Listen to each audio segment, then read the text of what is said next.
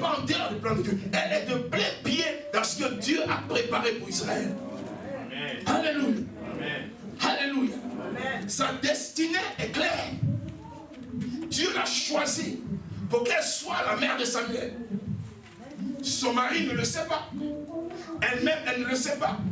Même sa rivale qui est devenue son adversaire. Parce que vous voyez, quand la Bible emploie le mot rival veut dire seulement adversité. Donc, vous voyez, une femme qui est mariée à un homme, qui a une autre femme, logiquement, on ne devra pas dire que les mamans là sont des rivales. Toi, des rivales, il ne faut pas le dire. Parce que dès l'instant où vous dites non, c'est la rivale de ma mère, ça veut dire qu'elle est adversaire de ma maman. C'est elle qui combat ma mère et nous combat. Est-ce que vous me comprenez? C'est pourquoi les gens parlent souvent des co-épouses. Et plusieurs épouses. Est-ce que vous me comprenez un peu? Amen. Mais la Bible emploie sur le thème rival. Cela veut dire quoi? Que Dieu a des desseins sur cette femme-là. Il la place dans un foyer où une autre femme la maltraite par jalousie. Parce que quand ils vont chaque année adorer Dieu, on lui donne toujours la portion double. Vous voyez, la double portion dans la Bible est synonyme de primauté, de priorité, de première place. Donc vous voyez, son mari lui donne la première place, pas parce qu'il a la révélation que Dieu veut faire quelque chose pour elle, mais il lui donne la première place parce que pour lui elle est stérile, c'est une femme malheureuse. Et l'autre ne fait que lui faire du mal. Je vous dis une chose. Demandez, allez-y étudier dans la Bible. Il n'y a pas plus de douleur. Et c'est ce que la Bible dit. La Bible dit que la maison de la femme stérile est une maison triste dans laquelle il y a toujours des pleurs. C'est la Bible dit. Le jour que je l'ai découvert, ça m'a poussé à vraiment intercéder pour les femmes qui n'accouchent pas. Parce que j'ai réalisé que la joie d'une femme, c'est pas d'avoir de l'argent. La joie d'une femme qui aime un homme, c'est de lui donner un enfant. C'est tout ce qui peut faire plaisir à une femme. Et vous regardez cette femme, son mari l'aime. La seule chose qu'elle pourrait faire, c'est de dire non, ton amour, je le reçois et moi je donne un enfant. Mais elle ne peut pas. Et chaque année, Pénina va se lever pour lui rappeler que hey, même s'il t'aime, il n'a qu'à te donner autant de viande qu'il veut. Mange autant que tu veux. Mais une chose que je sais, tu ne vas jamais lui donner un fils. Parce que tu n'es pas productif. Imagine, et ça, c'est tellement fort. La raison pour laquelle on l'appelle les rivales, c'est qu'elle choisit toujours un moment. Au moment où tout le monde, tout Israël va vers Dieu. Parce qu'il y a 3 saisons de fêtes dans lesquelles tous les Juifs sont obligés de quitter tous les pays du monde dans l'Ancien Testament pour aller en Israël pour adorer. La fête de la Pâque, la fête de la Pentecôte, la fête des tabernacles. Ces 3 fêtes-là, personne ne reste dans la nation. Et c'est lors d'une de ces fêtes, dans la période d'octobre, la fête des tabernacles, la femme va adorer Dieu. Quand vous avez un souci, quelle est la personne qui est la mieux placée pour vous consoler et vous donner ce que vous désirez? C'est Dieu. Donc Anne sait que si elle doit avoir un enfant, c'est Dieu qui fera le miracle. Quand elle va chercher Dieu avec l'autre là, l'autre fait en sorte qu'elle n'a même plus le courage de prier. Elle la blesse au maximum. Dieu la blesse. Elle sait que si on arrive devant Dieu là, quand on fait des vœux, Dieu répond. Parce que Dieu a fait des promesses à Israël. Dieu a fait des promesses. Donc, toutes les fois que cette femme arrive pour commencer à demander, elle, ce qu'elle veut, elle a l'autre qui la blesse au maximum. Qui lui rappelle son état et la blesse au maximum. La blesse au maximum. Donc quand on prend Anne dans sa personnalité, c'est une personne qui dans le cœur est très blessée. Dans le cœur est très blessée. Anne est une personne blessée. Son âme et son cœur sont dans un état très fragilisé. Alors, en progressant dans cet enseignement, je vais maintenant nous dire que quand vous avez une destinée comme celle-là, quand Dieu vous destine à des choses comme il a fait à Anne, n'oubliez pas que quand Dieu a des desseins sur la vie d'une personne, le diable et les hommes aussi ont des desseins. N'oubliez jamais cela. Si Dieu vous appelle à faire quelque chose pour lui, gloire à Dieu. Mais vous aurez aussi le diable et tous ces ouvriers-là venus s'opposer. Nous voyons ici que Anne, Dieu l'a choisi. Il l'a rendue stérile. Comme je l'ai dit tout à l'heure. Cela veut dire que de cette femme, certainement que Dieu veut faire des grandes choses. Et donc, pour ne pas que ça arrive, pour ne pas que le dessein de Dieu s'accomplisse, l'ennemi va utiliser Pénina par son esprit de jalousie. Vous savez, quand Dieu a des desseins sur votre vie, quand vous êtes un instrument que Dieu s'est choisi avant que vous ne naissiez, quand Dieu veut prendre votre vie pour en faire quelque chose de grand, l'ennemi aura non seulement le désir de le nuire, il le fera par personne interposée. Vous trouverez donc plusieurs façons de vous arrêter. Et c'est ce que Pénina a fait. Plusieurs façons de vous arrêter, vous empêcher d'accomplir le plan de Dieu sur la terre. Il y a plusieurs méthodes. Il y a plusieurs méthodes. Plusieurs méthodes aujourd'hui dans certaines familles. Il y a plusieurs méthodes qui sont utilisées. Il y a des méthodes dont nous sommes conscients. Il y a des méthodes dont les parents parlent souvent. Il y a des méthodes même que nous connaissons au cœur de nos familles parce qu'on sait qui fait quoi. Donc il y a des méthodes. En Afrique, il y a une méthode que les gens, ils te diront sans même réfléchir. Il va dire non, c'est la sorcellerie. Tous les Africains savent que la sorcellerie est une méthode bien appliquée et applicable pour empêcher que quelqu'un rentre dans sa destinée. Ça, tout le monde le sait. Parce qu'on est tous issus des familles avec plusieurs femmes et plusieurs enfants et puis plusieurs fétiches et tout ça. Donc nous savons que c'est une méthode qui est utilisée. Mais vous voyez, aujourd'hui, pendant que moi je suis en Angleterre ici, cette méthode ne peut pas fonctionner. La méthode que moi je connais, dont mes parents parlaient, je ne sais pas qu'on est enfant, ce que les gens font, comment ils agissent, elle ne fonctionnera pas sur moi. Elle ne peut pas fonctionner. Parce qu'il n'y a pas de plateforme ici là pour qu'elle fonctionne. Il y a une méthode que l'ennemi utilise qui est très subtile. Elle est subtile. On ne la voit pas venir. On ne sait même pas que c'est une méthode qu'il utilise pour nous arrêter. Mais en réalité, c'est la méthode qu'il utilise.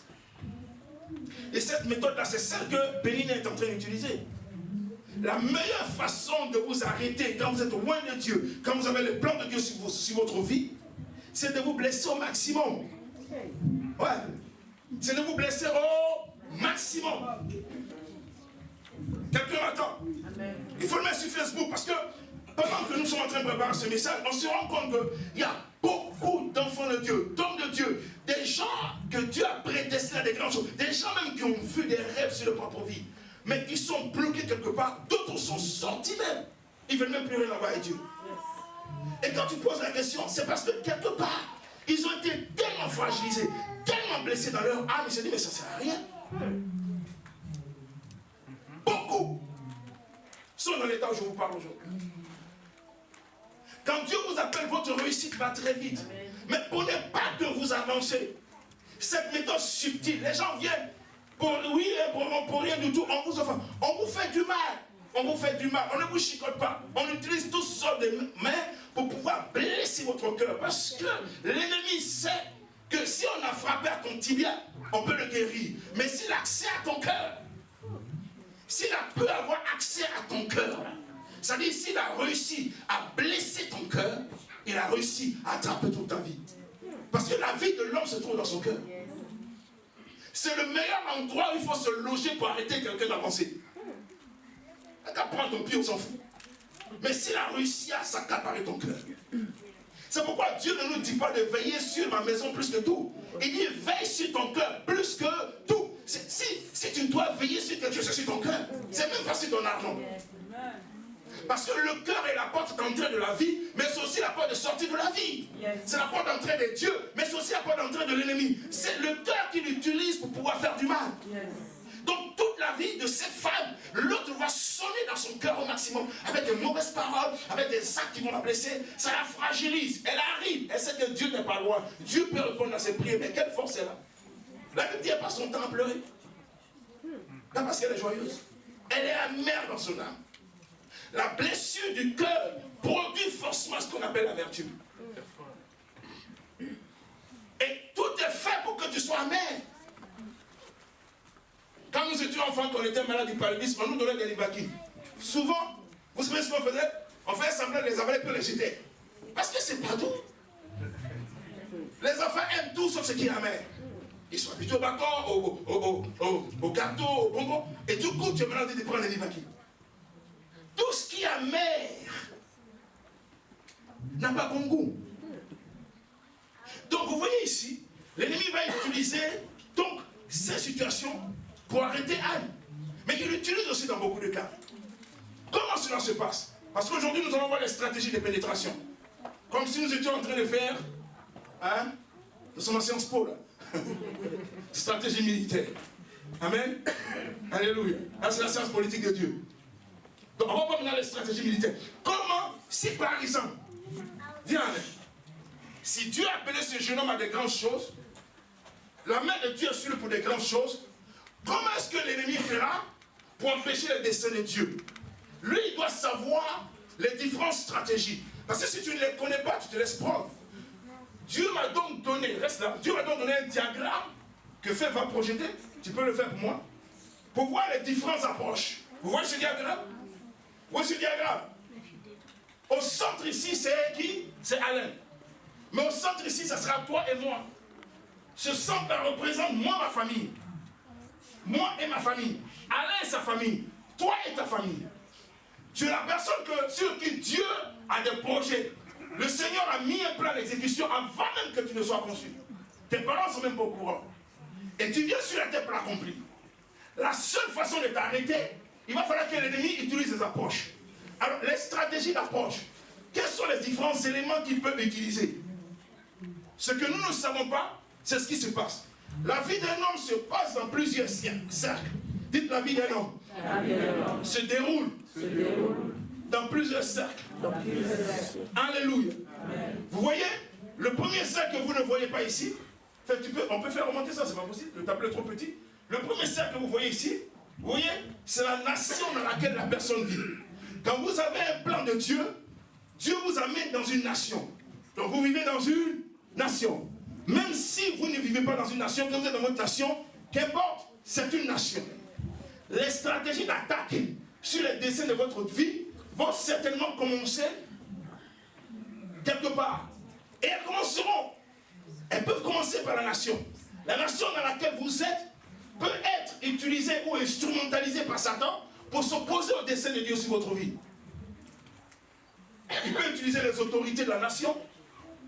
Il peut utiliser la population. Il peut aussi utiliser les péchés de la nation. C'est pourquoi en Deutéronome chapitre 18, Dieu dit à Israël, quand je vous emmènerai sur la terre, n'imitez pas le peuple et n'ayez pas accès à ce qu'il faut.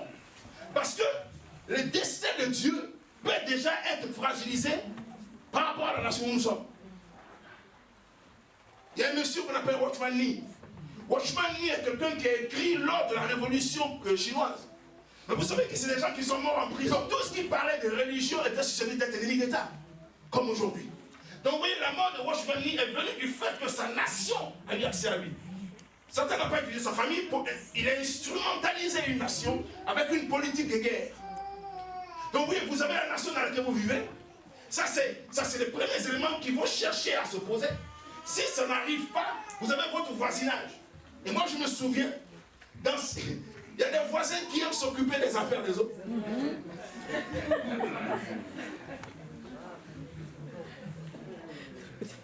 Parce que si ta vie se passe dans la nation, elle se passe aussi dans un voisinage.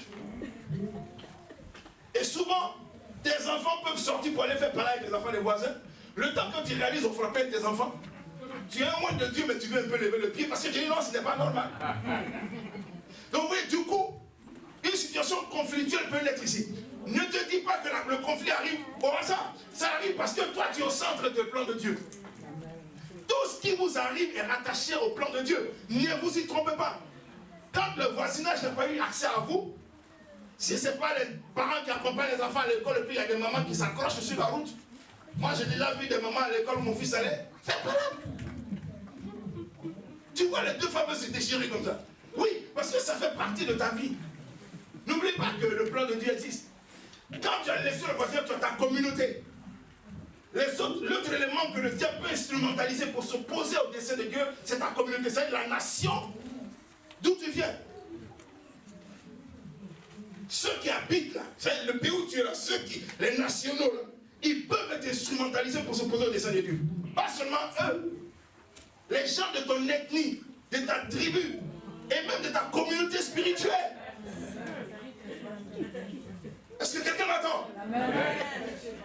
Je dis, c'est pour ça qu'il y a ceux qui ont peur de ce culte, je ne sais pas ce qu'on peut faire pour eux. Vous savez, vous cherchez souvent des solutions dans votre vie, vous ne les trouvez pas.